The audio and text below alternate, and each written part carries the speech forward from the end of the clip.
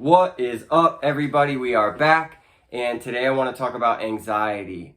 First, I want to start this video by saying I'm not a therapist. This is not a guide to treatment. This is just my experience living with OCD and anxiety my entire life and how I'm dealing with that today. So I made a video before about anxiety, and the emphasis of that video was when you feel the anxiety, move forward anyway. Don't allow it to change anything you do, and teach the brain that there's no danger here.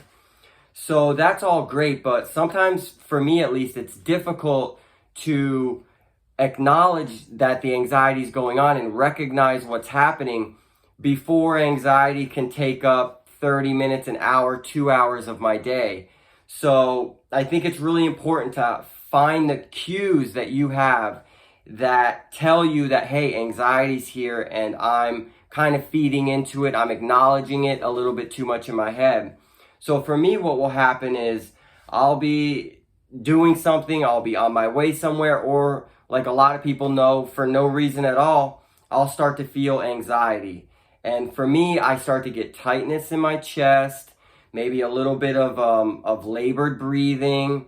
A big one is I like to clench my jaw. So I'll feel my jaw clenching. I might start to get a little bit of a headache.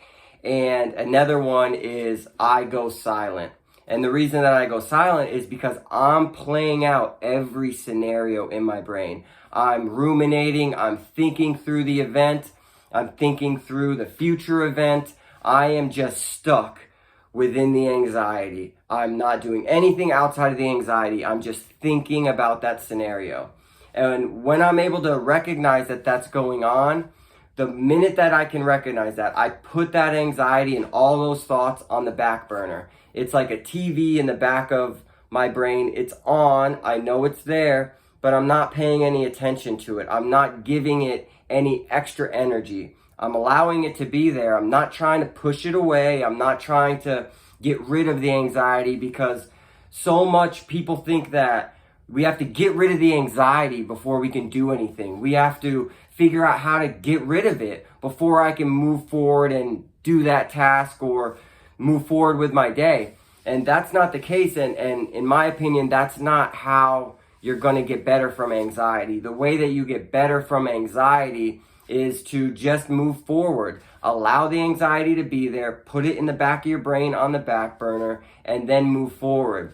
And when you can sit down and maybe write down a few of those cues that you start to feel your chest tight or you're clenching your jaw, and in that moment recognize, okay, hey, I'm feeding into my anxiety a little bit too much. It's taking up too much of my headspace. Right now, I'm going to put it on the back burner and move forward. And that takes a while, man, because the intrusive thoughts will come in. You'll attempt to do that, and then you'll catch yourself silent, thinking again. And that's okay. Just do that process again. Put it back on the back burner.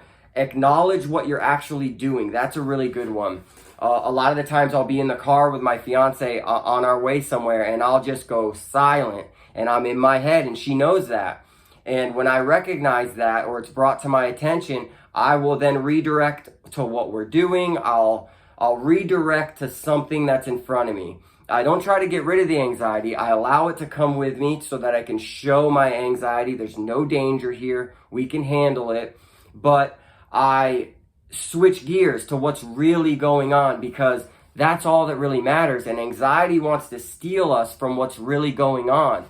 So in order to switch over to that recovery mode where you're present, you're in the moment, you just have to recognize the cues and jump all over them so that you can start to move past that anxiety for the day and not allow it to really consume you too much. So I hope that helps somebody. Like always, like this video so other people can find it. Leave me a comment of some ways that you deal with anxiety, and maybe a couple of the key triggers that you find that when it goes on for you, that anxiety is coming.